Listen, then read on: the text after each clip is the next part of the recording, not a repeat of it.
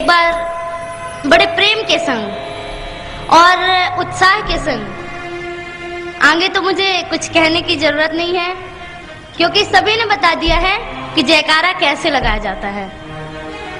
तो सभी लोग दोनों हाथ ऊपर करके और मुट्ठियां बांध के सभी लोग बोलेंगे मेरे संग तेजी से। सभी लोग तैयार हैं? जय जय श्री राम। अभी आवाज नहीं आई आपकी। देखिए, ये कार्यक्रम ही इसलिए रखा गया दोपहर को कि सभी लोग भोजन करके आए। जय जय श्री राम। इतनी आवाज नहीं आ जानी चाहिए, पूरे छिंदवाड़ा में गूंजनी चाहिए।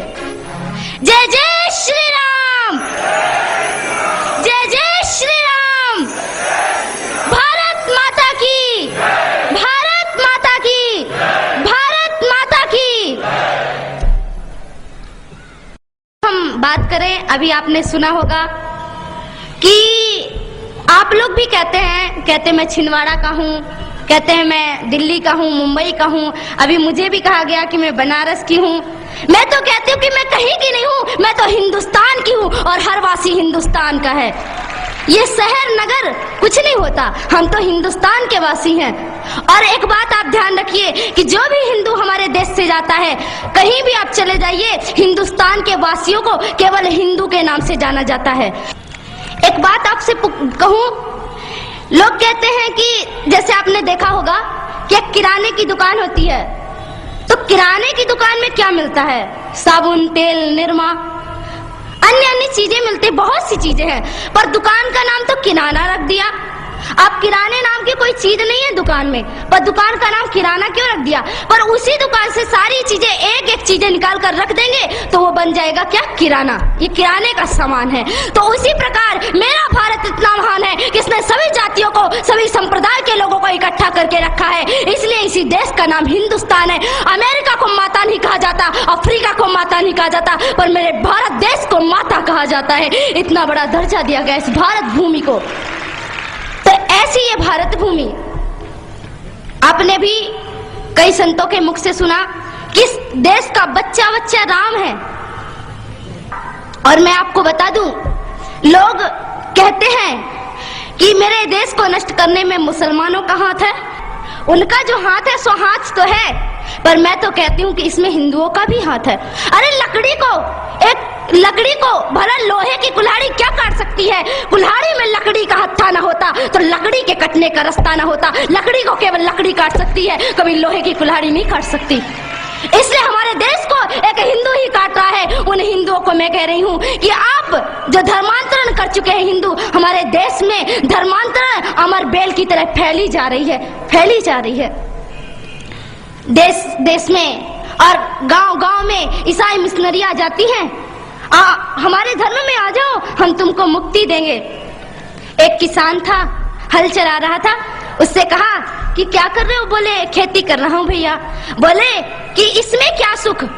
अरे चलो हमारे साथ भगवान ईशा की पूजा करो, वो तुम्हें मुक्ति देंगे। बोले कौन मुक्ति देंगे?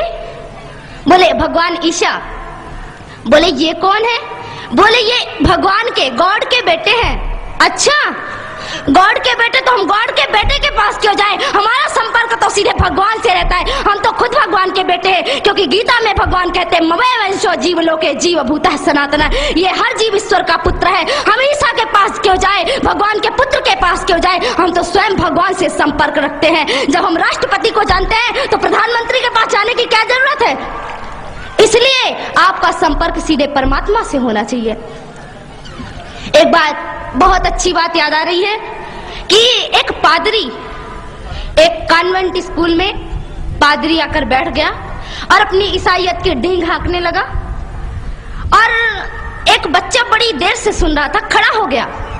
उसने कहा कि पादरी महोदय, एक बात मैं आपसे बोलूं। पादरी ने कहा कहो। बोले क्या आपका ईसाइयत धर्म हिंदू धर्म की आलोचना करना सिखाता है?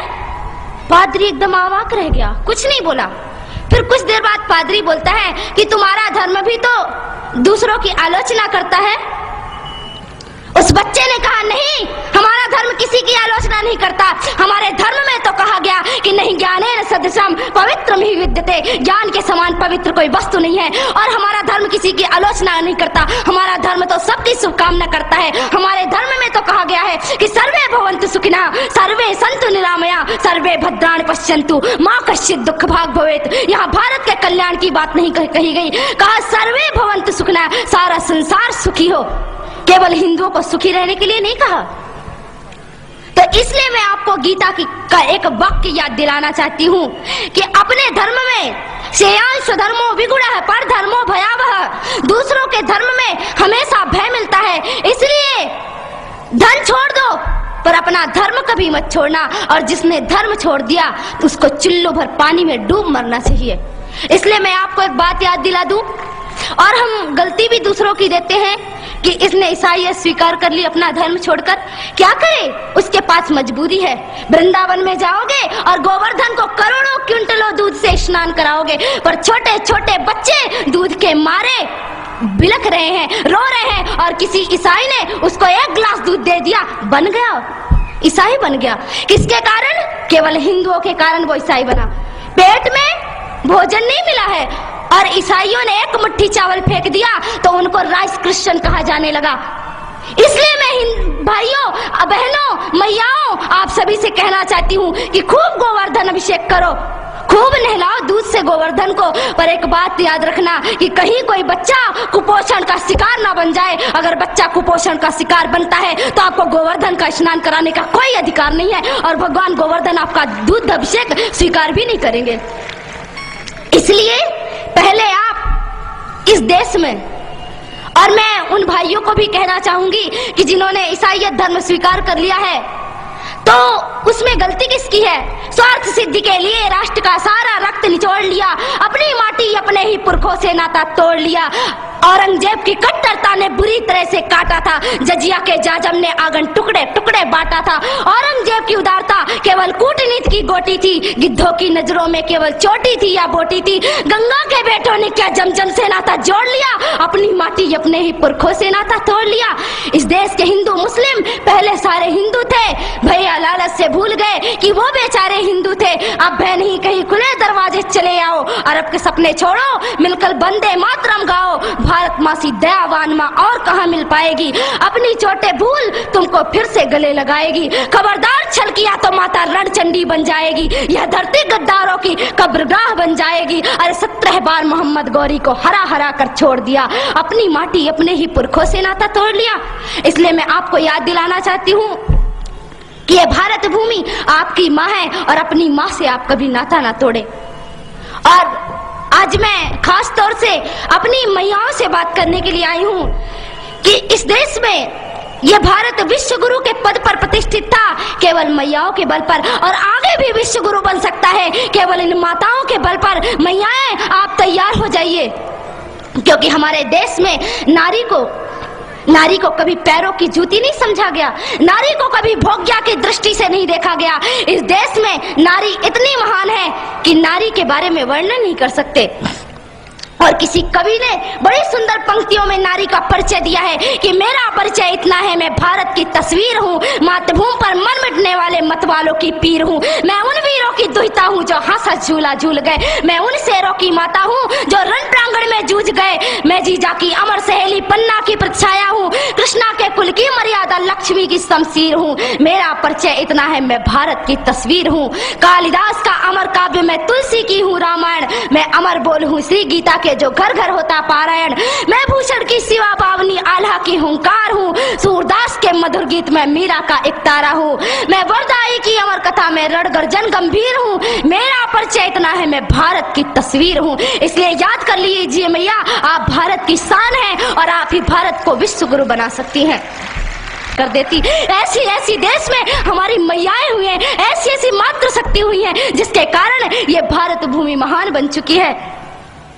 और एक बात बताऊं, जिस राम की आज आप पूजा करते हैं ना, आज अगर कौशल्या नहीं होती तो आज वो राम भी नहीं होता, और आज वो यशोदा नहीं होती तो आज वो कृष्ण भी नहीं होता। इसलिए यशोदा की वजह से और कौशल्या की वजह से कृष्ण का नाम आज आप सभी लोगों के मुख पे है। इसलिए मैं आप लोगों को बताना चाहती हूँ। और कई लोग कहते हैं कि स्त्री को पर्दे के अंदर रखना चाहिए। कहाँ पर्दे के अंदर रखना चाहिए? आपने रामायण में कभी पढ़ा है कि माता सीता ने कभी दशरथ जी को घूंघट डाला हो? स्त्री को कभी पर्दे के अंदर नहीं रखा गया। अगर स्त्री पर्दे के अंदर रहती तो दशरथ के साथ रण मैदान में कैकेयी कभी दिखाई नहीं देती। ज्ञान के मैदान में यज्ञवालक को ललकारती हुई गार्गी कभी दिखाई नहीं देती। और रण के क्षेत्र में रानी लक्ष्मीबाई कभी दिखाई नहीं देती। स्त्री को कभी पर्दे के अंदर नहीं रखा गया।